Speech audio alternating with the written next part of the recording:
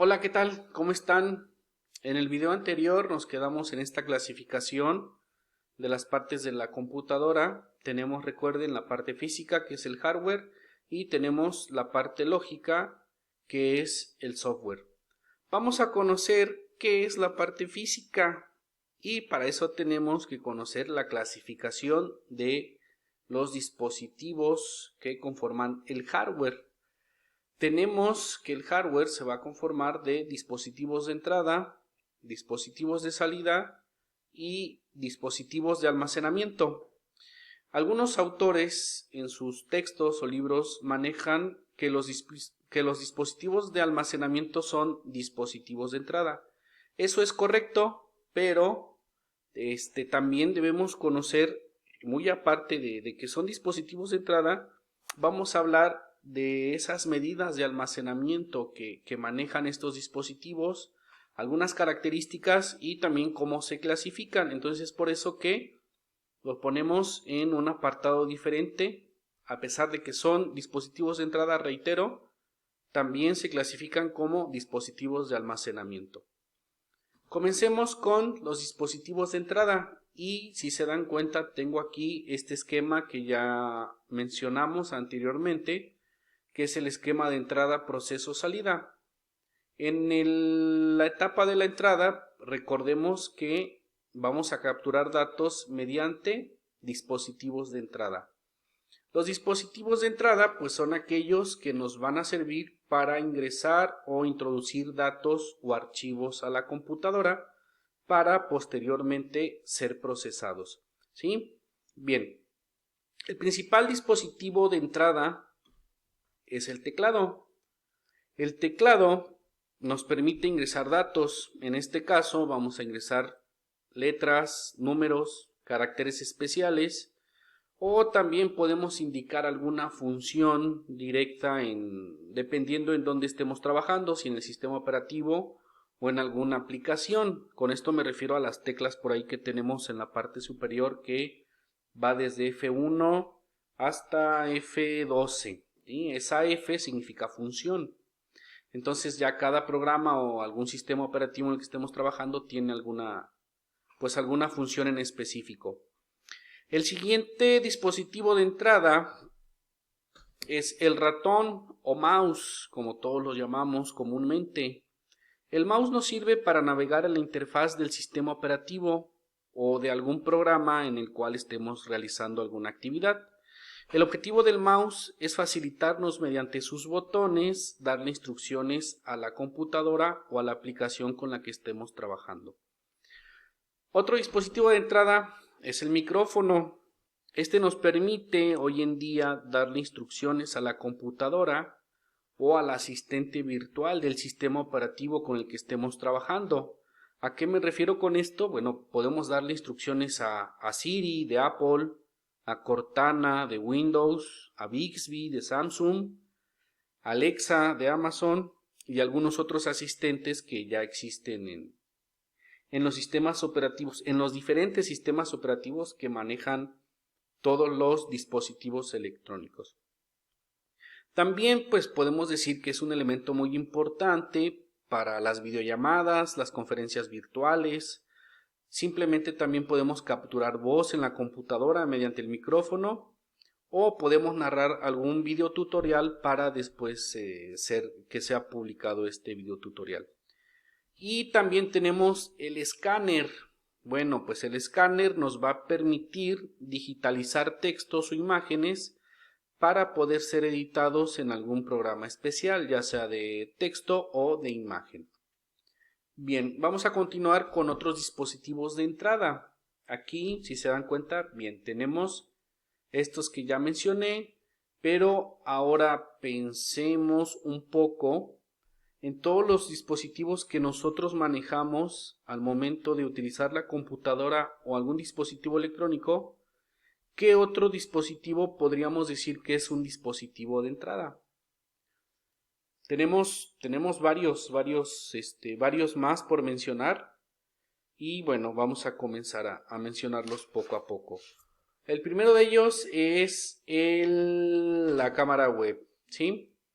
La cámara web, bueno, nos va a servir para capturar también video en vivo, transmitir el video en algunas aplicaciones, para videoconferencias, videollamadas.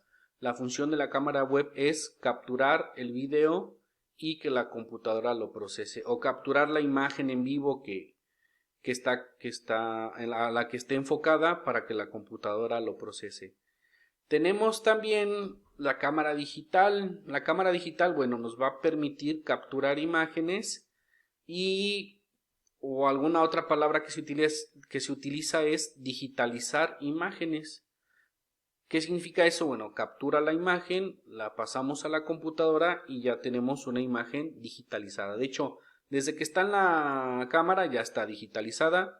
La ingresamos a la computadora para que pueda ser editada, para almacenarla o también para imprimirla. Bien, otro dispositivo de entrada es el joystick o la palanca de juegos. Ya no es muy común, pero sí los autores de libros de informática, bueno, la siguen mencionando la palanca de juegos de dispositivo de entrada. Antes, bueno, hoy en día no es tan común porque ya apareció el gamepad o el control de videojuegos, que es más cómodo que el joystick. Y bueno, hoy en día también a Windows por ahí se puede conectar vía Bluetooth el control del Xbox para poder jugar los juegos en la computadora. El siguiente dispositivo de entrada es el lector de código de barras. Este lector de código de barras va a servir para, bueno, su nombre lo dice, para leer el código de barras de algunos productos o mercancía que se maneja en un almacén, en una tienda de autoservicio, etcétera, ¿sí? Podemos poner el ejemplo de cuando nosotros asistimos a una tienda de autoservicio, llegamos a la caja y la persona que nos atiende o que va a calcular el total de la cuenta que debemos pagar, utiliza o pasa los productos por el lector de código de barras. En este caso, bueno, este es en forma de pistolita, por así decirlo. Pero bueno, la que vemos comúnmente en las tiendas de autoservicio son están ahí pues en una barra, ¿no? En donde está pasando todos los artículos. Y ese código de barras puede contener la información del producto, el precio, cuántos quedan en existencia, etcétera. Pero bueno, eso ya es parte de todo el sistema que se va a manejar en la tienda de autoservicio. Otro dispositivo de entrada es el lápiz óptico, ¿sí? El lápiz óptico, bueno, sirve para algunos dispositivos para darle instrucciones. Ahorita, bueno, hoy en día es muy utilizado en las tablets y también en algunas tablets para capturar dibujos, ¿sí? Muchos diseñadores lo utilizan. Aquí en la imagen lo podemos ver, ¿sí? Puede estar aquí dibujando y si está utilizando algún programa de diseño o algún programa de dibujo, ese dibujo va apareciendo en la pantalla. Bien, esto es en cuanto a los dispositivos de entrada. Vamos a continuar con los dispositivos de salida. Bien, los dispositivos de salida, si se dan cuenta, bueno, si ponemos atención aquí al esquema de entrada, proceso y salida, me salté el proceso. Esto lo hago porque en el siguiente video voy a explicar el funcionamiento del procesador y los componentes principales de la computadora, como es la memoria RAM, la memoria ROM, y todos esos dispositivos tienen que ver con el proceso. Pero ahorita, como estoy explicando dispositivos de entrada, de salida y almacenamiento, bueno, esos entran en la etapa de la entrada y en la etapa de la salida. Pero más adelante, dentro de la etapa del proceso, explicaré el funcionamiento del procesador. Bien, los dispositivos de salida. El principal dispositivo de salida, bueno, antes de mencionarlos, tenemos que los dispositivos de salida muestran el resultado del proceso en forma de gráficos, archivos, documentos, videos, entre otros. El principal dispositivo de salida es el monitor o la pantalla de la computadora o de cualquier dispositivo que estemos manejando. En el monitor podemos observar los gráficos o la imagen que está enviando el procesador para nosotros poder trabajar o dar instrucciones a la computadora. Después del monitor tenemos a la impresora, con la cual podemos obtener una impresión de un archivo de texto, alguna gráfica o alguna imagen. El siguiente dispositivo de salida son las bocinas. Con las bocinas podemos percibir audios de alguna aplicación que estemos ejecutando en la computadora, algún archivo de audio que estemos reproduciendo, algún video o algún sonido de alguna página de internet en la que estemos navegando. El siguiente, bueno, pues es muy parecido a la bocina o a las bocinas, son los audífonos. Tienen la misma función que las bocinas. Después tenemos el proyector. El proyector nos va a servir, su nombre lo dice, para proyectar una imagen en una dimensión mucho mayor a la de un monitor o a la de algún televisor. Y por último tenemos el plotter. El plotter es muy común, es como una impresora. Funciona como una impresora, pero su tarea o su trabajo es la impresión en gran formato o a gran formato. Nos va a ayudar a imprimir planos o algunos anuncios, algunos espectaculares, como le llaman, ¿sí? Espectaculares de publicidad que vemos en la calle o en algún centro comercial. Son, como lo decía, para impresión a gran formato. Bien, ahora ya se quedará de tarea para ustedes que investiguen otros dispositivos de salida. Yo aquí dije algunos muy básicos, pero bueno, existen algunos otros los cuales ya tendrán que investigar ustedes en la red o en revistas, en donde ustedes quieran. ¿Sale? Bien, vamos con los dispositivos de almacenamiento. Hoy en día los dispositivos de almacenamiento son un elemento muy valioso en el mundo de la informática, o mejor dicho, bueno, siempre lo han sido, pero actualmente la cantidad de información que se maneja en el mundo del Internet ha crecido a pasos agigantados. Cada día el usuario pues necesita mayor espacio en sus medios de almacenamiento para guardar fotos, para guardar videos, instalar programas, instalar juegos, instalar aplicaciones, y pues también ir guardando y guardando la información que recibe mediante la mensajería instantánea, mediante correos electrónicos, etcétera. Tenemos aquí en la imagen uno de los elementos principales de la computadora, que es el disco duro. Si se dan cuenta, bueno, pongo aquí esta imagen para tener más o menos una idea de la dimensión del tamaño del disco duro. Dependiendo también la computadora o el dispositivo electrónico, va a ir cambiando ese tamaño. En la mayoría de los casos, bueno, van a ir siendo más pequeños. Este es de una computadora de escritorio.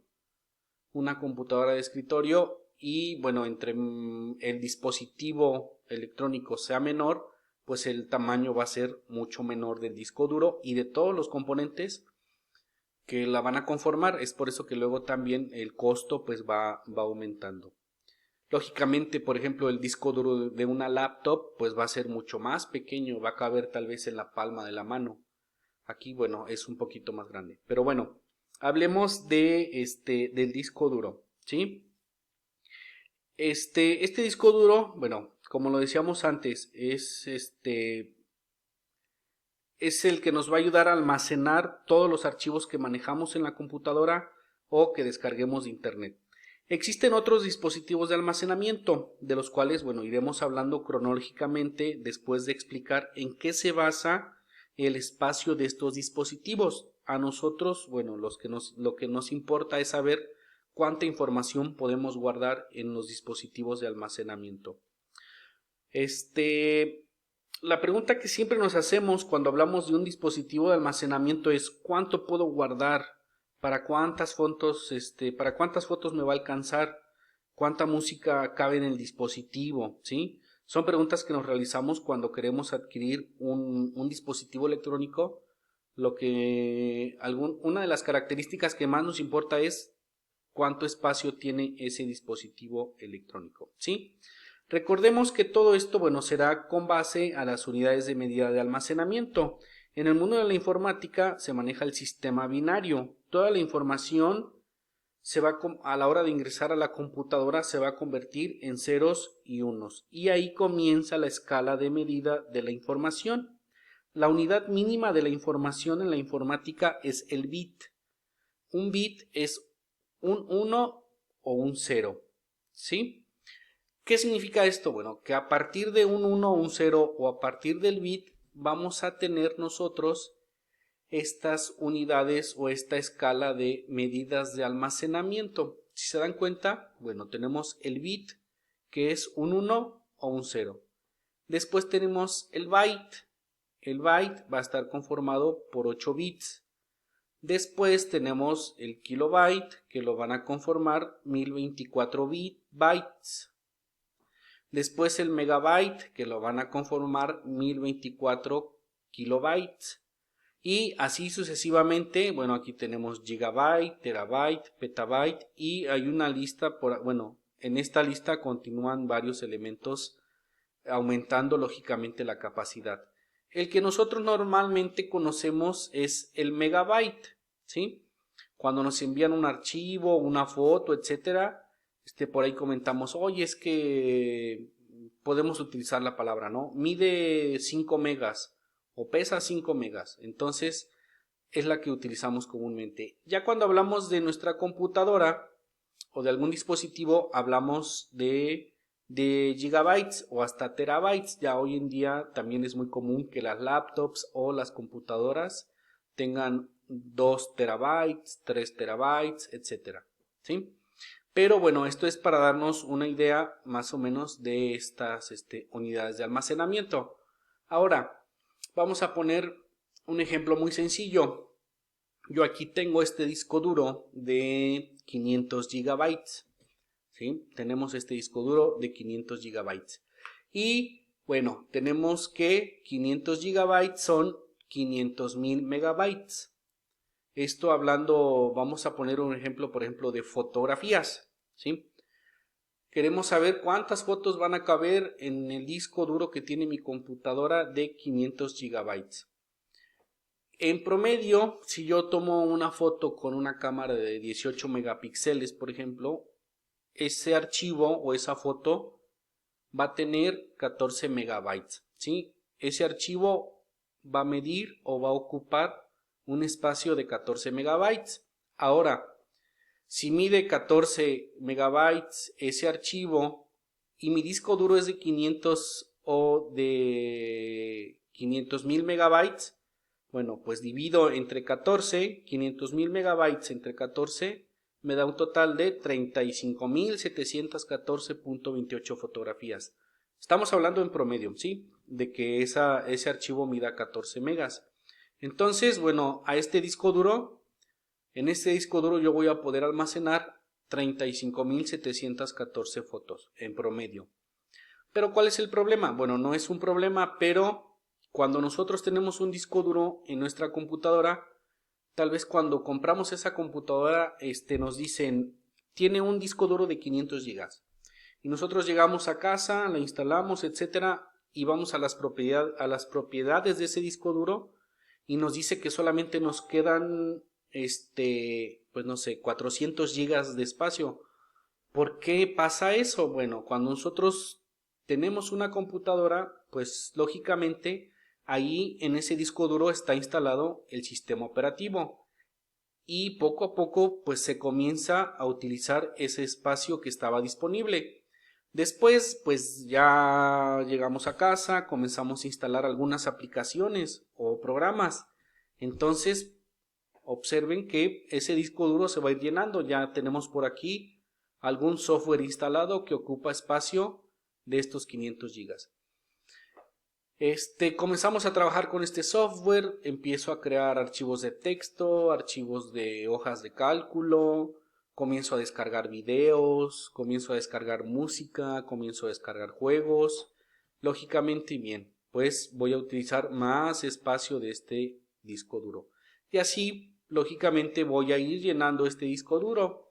Después empiezo a instalar juegos y más aplicaciones y descargo más archivos. Pues lógicamente ya tendríamos que ir viendo qué espacio es el que nos queda. Entonces, lo que comentábamos en un inicio, si este disco duro de 500.000 megabytes me sirve para 35.000 fotos en promedio, pues hay que tener en cuenta que no solamente lo voy a utilizar para guardar esas fotos. Podemos utilizarlo siempre y cuando sea tal vez un dispositivo de almacenamiento externo, ¿sí? Yo tengo un disco duro tal vez externo y ahí voy a ocupar ese disco duro solamente para guardar fotos. Bueno, entonces tal vez ya podría hacer ese cálculo de cuántas fotos le va a caber, cuántos videos, cuánta música, etc. Bien, otros dispositivos de almacenamiento. Lo mencionaba ahorita hace un instante, el disco duro portátil o disco duro USB, como quieran llamarle. Este disco duro estuvo muy de moda antes del almacenamiento en la nube. El almacenamiento en la nube, vamos a hablar de ese tema más adelante. Que se acababa, por ejemplo, el almacenamiento de mi computadora, entonces pues tenía que comprar un disco duro externo, ¿sí? Para ir respaldando, o tal vez que no es que se acabara mi espacio en la computadora o en el disco duro, pero yo quería tener respaldada mi información. Entonces, bueno, existen también los discos duros portátiles. Otros dispositivos de almacenamiento que estuvieron de moda hace algunos años, todavía existen, no es que no se utilicen, pero sí hay algunas personas que aún los utilizan, son los CDs o los compact disc. Si se dan cuenta, bueno, aquí puse en orden, al CD solamente le cabían 700 megas, ¿sí? 700 megas. Pues haciendo la analogía haciendo el cálculo, pues no llega ni a 1 GB. Después salió el DVD. El DVD tenía un espacio de almacenamiento de 4.7 GB, que pues también lógicamente estos eran muy común, grabar música, grabar películas, videos, etcétera, juegos. Hay muchos juegos en DVD y pues también ahora ya los actuales son en Blu-ray, ¿sí? Estos discos de Blu-ray tienen un espacio de almacenamiento de 25 GB, que comparado pues lógicamente con el CD ya fue un avance tecnológico muy importante en la historia, ¿no? O en la era de los dispositivos de almacenamiento. Hoy en día, bueno, los Blu-rays se siguen utilizando para las películas, para los videos y para los juegos. También existen los DVDs o Blu-rays de doble capa, que se duplicaría el espacio de almacenamiento. Pero después de que dejaron de estar de moda, avanzó la tecnología, lógicamente, para que los dispositivos de almacenamiento fueran más prácticos, pues aparecieron las memorias SD, que sus iniciales significan Secure Digital, ¿sí? ¿Cuáles son estas memorias? Pues las memorias, las tarjetitas de memoria que utilizamos, que como lo son la SD, micro SD, etcétera. Aquí, si se dan cuenta, bueno, existen marcas de memorias SD, que también las propias marcas fueron sacando por ahí sus propios nombres de tarjeta, como lo es acá tenemos la Memory Stick de la Sony. Ahí mini SD, pues sí sigue respetando el nombre de memoria SD. Y todo esto es, bueno, las marcas SanDisk, Kingston, etcétera, ¿sí? Y por ahí tenemos el espacio de almacenamiento, 2 GB, 4 GB, luego está la de 8, 16, 32 GB y así sucesivamente. Si se dan cuenta, estas son de las primeras que aparecieron aquí, solamente 128 megabytes, 1 GB, pero bueno, la tecnología ha ido avanzando a pasos agigantados y ahora, bueno, los dispositivos de almacenamiento nos ofrecen un espacio muy amplio para guardar archivos. Bien, Pero también existen las memorias pendrive o memoria USB, que son las más prácticas. Bien, ¿por qué pongo entre paréntesis memoria USB? Pues ahorita lo voy a comentar, ¿sale? Las memorias, memoria USB, pues todas las conocemos. Son muy prácticas, pero a la vez hay que tener mucho cuidado por aquello de los virus o que se pierde la memoria, se cae la memoria, se echa a perder y tenemos que andar recuperando o intentando recuperar esos archivos. Lo actual en almacenamiento, lo que más se usa, lo que más se recomienda, pues obviamente es el almacenamiento en la nube. Hoy en día es lo más práctico. La única desventaja, pues lógicamente, es que debemos contar con una conexión a internet, ¿sale? Bien, ahora, ¿por qué se le llama memoria USB? USB, bueno, viene de, perdón, ¿por qué se le llama pendrive? Ya me adelanté. ¿Por qué se le llama pendrive? Viene de la palabra conformada por pen, que significa bolígrafo, y drive, unidad, ¿sí? Unidad de bolígrafo. Ok, ese es el nombre correcto, pendrive. Pero todos lo llamamos, todos la llamamos memoria USB. ¿Por qué la llamamos USB? Bueno, pues esto es por el puerto USB o la conexión USB que todos conocemos, que tenemos aquí de este lado, ¿sí? La memoria pendrive tiene una conexión tipo USB. ¿Qué significa USB? Bueno, USB significa Universal Serial Bus o puerto de serie universal. ¿Qué pasa con este puerto de serie universal? Pues es un puerto, su nombre lo dice, de comunicación para conectar dispositivos que apareció hace algunos años y bueno, como la tecnología fue avanzando, pues esto facilitó al usuario la conexión de dispositivos a la computadora. ¿Por qué facilitó? Bueno, porque antes existían diferentes tipos de conexiones. Si yo quería conectar una impresora a la computadora, tenía este tipo de conexión, ¿sí? Y necesitaba instalar una tarjeta a mi computadora o mi tarjeta debería tener este puerto para conectar la impresora.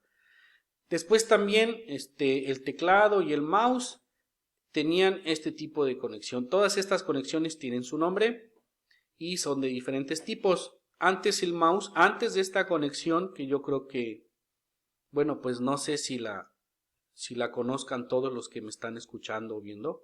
Antes de esta conexión existía esta conexión para el mouse, ¿sí? Si se dan cuenta, bueno, son conexiones más antiguas, pero con la creación del USB o del puerto de serie universal, pues todos los dispositivos se conectan mediante este puerto, ¿sí? Si nos ponemos a pensar ahorita un poco, bueno, pues todos los dispositivos o la mayoría son de conexión USB. La impresora, el escáner, la cámara web, el mouse, el teclado, todos tienen este tipo de conexión USB. Pero pues entonces la memoria USB, su nombre correcto es pendrive, ¿sale? Bien, en el siguiente video vamos a hablar de el procesador, de cómo trabaja el procesador y algunos elementos muy importantes de la computadora, como lo es la memoria RAM y la memoria ROM. ¿Ok? Nos vemos entonces en el siguiente video. Hasta luego.